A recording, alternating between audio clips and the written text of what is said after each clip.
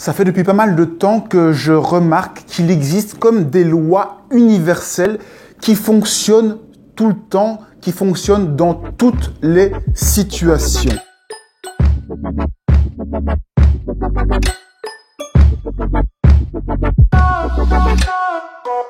Alors j'ai listé ici quelques lois que j'ai remarquées qui fonctionnaient toujours. Alors dans la vidéo précédente, j'ai dit donc que une des lois qui existait, c'est que lorsque l'on donne, eh bien, automatiquement, il se passe que l'on reçoit des choses en retour et en plus grand nombre.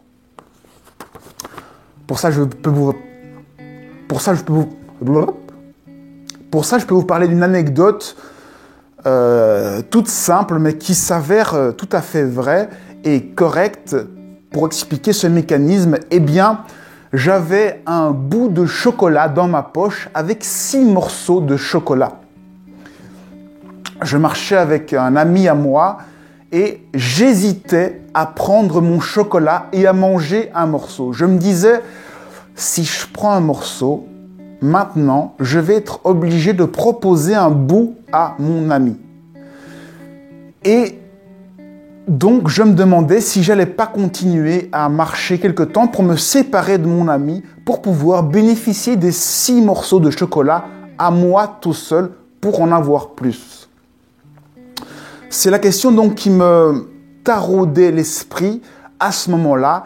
Finalement, j'ai fait le choix de prendre le chocolat et d'en proposer à mon ami qui a accepté avec plaisir le morceau de chocolat.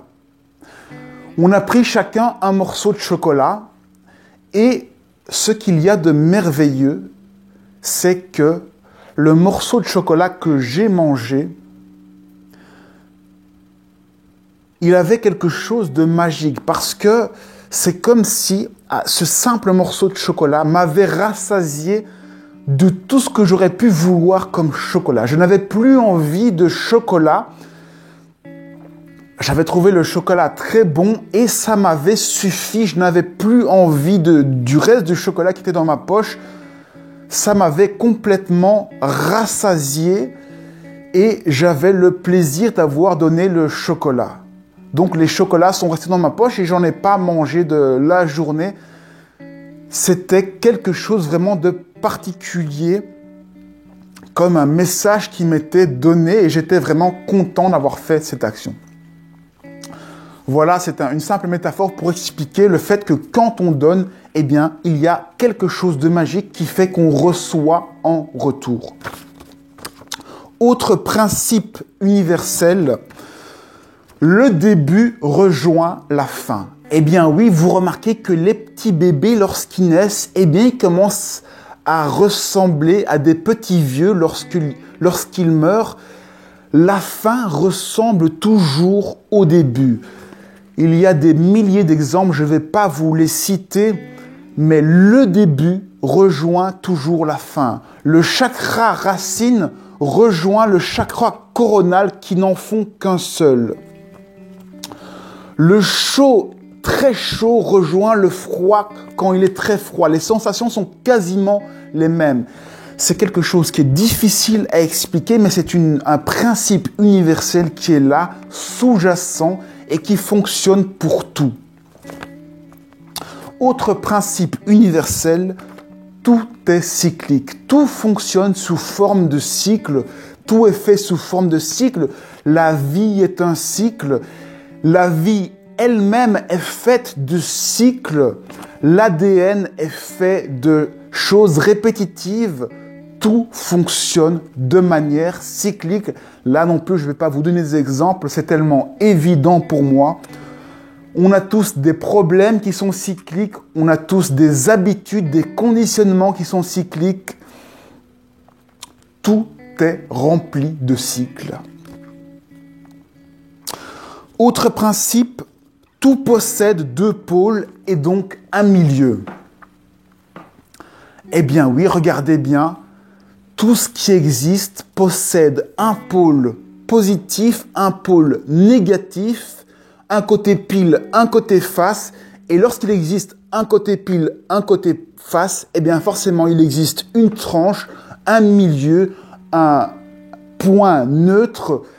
C'est ce qu'il y a dans tout objet, toute chose a son principe, son pôle positif, son pôle négatif et son centre, son point neutre qui permet de voir tout ce qui existe.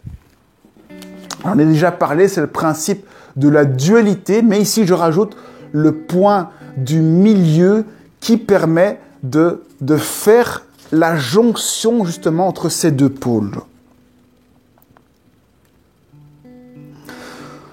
Autre principe, tout objet pour exister a son sens donné par un sujet.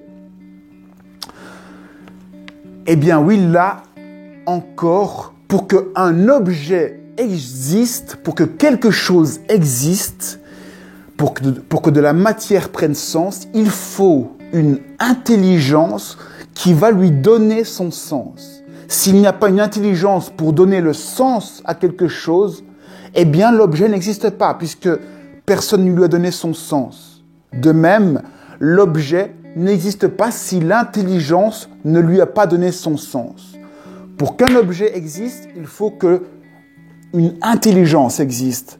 Pour qu'une intelligence existe, il faut qu'un objet existe pour que l'intelligence puisse exprimer ce qu'elle est. J'en ai déjà parlé, c'est pour ça que je ne reviens pas dessus sur toutes mes vidéos sur l'intelligence et la pensée. Autre principe, tout recherche l'équilibre. Que ce soit le corps humain, la nature, vous-même, tout le monde est à la recherche d'un équilibre. On recherche l'équilibre et c'est ça qui nous fait avancer. Et donc, pour nous permettre d'avancer, pour nous permettre de chercher cet équilibre, il faut forcément que tout possède une petite erreur. C'est cette erreur qui va nous pousser à avancer, à rechercher l'équilibre. Lorsque l'on marche, eh bien, à chaque fois, on se rattrape et on corrige l'erreur qui est en train d'arriver. On est systématiquement en train de pallier les erreurs, à corriger les erreurs, à remplir et à corriger les petits défauts que l'on a pour arriver à un équilibre. C'est comme ça que fonctionne la nature. Il y a toujours un petit brin d'ADN qui pose problème et qui fait que chaque personne est différente. On est tous différents, tout est différent parce que c'est ça qui est enrichissant, c'est ça qui pose problème, c'est ces petites erreurs, ces petites différences qui font qu'on est toujours obligé de rechercher l'équilibre. Si tout était parfait, eh bien, il n'y aurait rien à changer. Lorsque tout est parfait, on est omniscient et il n'y a plus de vie. La vie, c'est avoir quelque chose de différent, avoir un équilibre à chercher et donc avoir quelque part un problème à résoudre. Bref, rien n'est parfait. Autre principe, rien n'est 100% objectif. Tout ce qui existe, aussi dense, aussi matériel soit-il, est toujours subjectif. Il y a toujours une part de subjectivité parce que c'est toujours une personne différente qui va donner sens à ce qui arrive. Tout ce à quoi on donne sens vient de notre intelligence, vient de notre intérieur et donc est toujours quelque part subjectif. Tout ce qui existe, tous les objets qui nous entourent ont une part de subjectivité. L'objectivité, c'est quand deux personnes commencent à se mettre d'accord sur quelque chose, mais ce sont toujours deux parts de subjectivité ensemble qui créent une objectivité. Donc, l'objectivité n'est que relative Relative à quoi? Relative aux personnes qui regardent l'objet.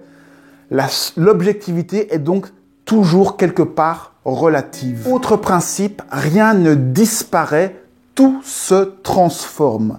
Que ce soit notre corps lorsqu'on meurt qui devient poussière, Lavoisier l'a déjà dit, rien ne se perd, rien ne se crée, tout ce qui existe égale zéro. Ça, c'est déjà un petit peu quelque chose à expliquer, mais le principe à retenir, c'est que rien ne se perd, rien ne se crée, tout se transforme, les choses se transforment, la matière se transforme, la pluie devient une rivière qui se transforme en vapeur, qui devient des nuages, tout se transforme. Aussi bien au niveau matériel, physique, que au niveau psychique. Rien ne se perd au niveau psychique. Ça veut dire quoi? Ça veut dire que votre esprit ne va pas mourir. Rien ne meurt, tout se transforme. Votre esprit va évoluer, va changer de corps, va se transformer à la mort. Tout va changer, rien va se perdre, rien ne va mourir, sauf si vous entendez mourir comme le mot transformer. Les choses vont changer d'aspect, mais votre intelligence ne va pas mourir, elle va changer de corps, changer de point de vue. Elle sera toujours existante. Tout ce qui existe, existe et ne peut pas disparaître dans le néant, puisque fondamentalement, il n'existe rien, il n'existe que du néant, donc on ne peut pas faire moins que ça. Tout est condamné à exister de manière indéfinie. Autre principe universel, nos problèmes sont aussi nos solutions. Là où il y a un problème, un pépin, quelque chose qui ne va pas, eh bien, c'est là que vous allez trouver la solution, bien évidemment, pour aller au-delà du problème. Donc, la chance que vous avez dans votre vie, si vous avez un problème, quelque chose qui vous pose problème, c'est là que vous devez ou que vous pouvez orienter votre attention pour regarder ce qui ne va pas en vous. Tout ce qui vous gêne, tout ce qui vous pose problème, ce sont des clés, ce sont des solutions qui vous permettent de grandir, de trouver les solutions en vous pour grandir en conscience, pour vous éveiller.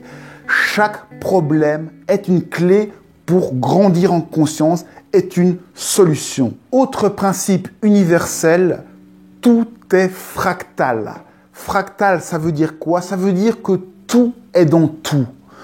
On est comme un corps géant et nous serions une cellule de ce corps géant. Alors même que nous sommes une cellule de ce corps géant, nous-mêmes, nous avons des cellules dans ce corps géant. Alors même que nous sommes une cellule de ce corps géant, nous avons en nous-mêmes des cellules dans notre corps. Ces cellules ont elles-mêmes des des nanocellules qui évoluent, peut-être des ondes à l'intérieur qui évoluent. Et c'est comme ça, comme dans des poupées russes, un monde fractal. Ça veut dire des mondes, dans des mondes, dans des mondes qui forment un corps géant rempli de cellules.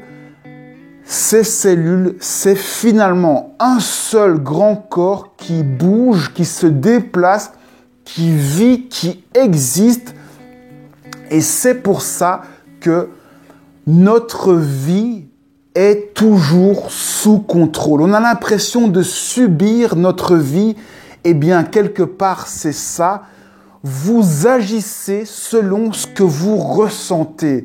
Et ce que vous ressentez, c'est selon ce qui se passe quelque part plus loin, quelque part au-delà de vous-même. Tous vos agissements dépendent du contexte, du milieu dans lequel vous vivez. Vous avez l'impression de devoir faire votre boulot, métro, dodo, vous faites des choses, mais en réalité, vous ne faites pas plus de choses que vos cellules sanguines qui vont apporter l'oxygène, qui pensent que c'est important, qui se nourrissent, etc. On vit quelque part comme une cellule, on s'imagine plein de choses dans la tête, mais on ne fait pas plus qu'une cellule, on se nourrit, on se reproduit et on vit comme des cellules d'un grand corps. Bien sûr, notre ego s'imagine plein de choses, mais notre vie n'est pas plus importante qu'une petite cellule du corps. Autre principe universel, nous agissons là où nous portons notre attention. Le monde que vous vivez, c'est le monde pour lequel vous vous focalisez. Là où est votre attention est votre monde.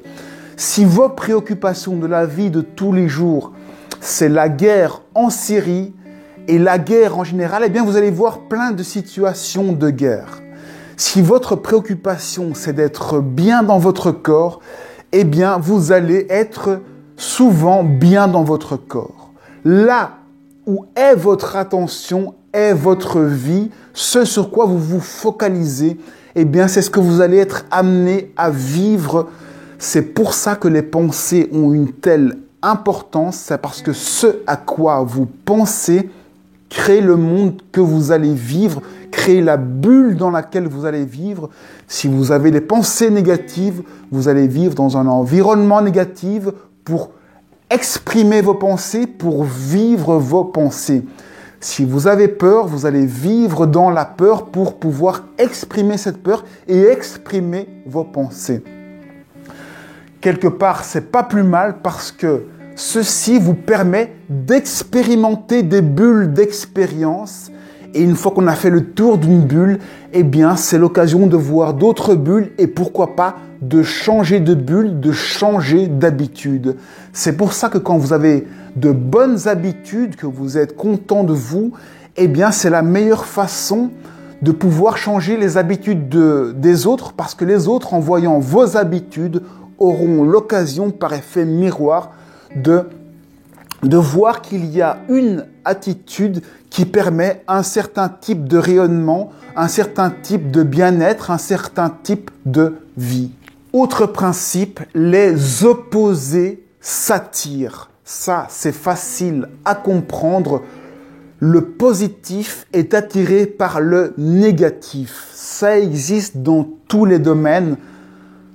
J'en ai un petit peu parlé avec les polarités, mais ici c'est pour insister que les opposés ont vraiment une attirance. Le diable est attiré par Dieu, Dieu est attiré par le diable, et les gens moyens sont en dehors de tout ça. Il y a vraiment quelque chose de fascinant. Les deux se respectent, le plus respecte le moins, le diable respecte Dieu, Dieu respecte le diable, parce que l'un est nécessaire à l'autre. Les deux sont nécessaires pour se connecter et pour vivre. C'est vraiment un principe fondamental, fondateur. Le positif attire le négatif, parce que le positif rayonne et donc le négatif forcément est attiré. Pareil, le négatif c'est l'obscurité. L'obscurité ne peut être éclairée que par de la lumière. Les deux ont besoin l'un de l'autre. C'est quelque chose d'absolument nécessaire, fondamental, vital.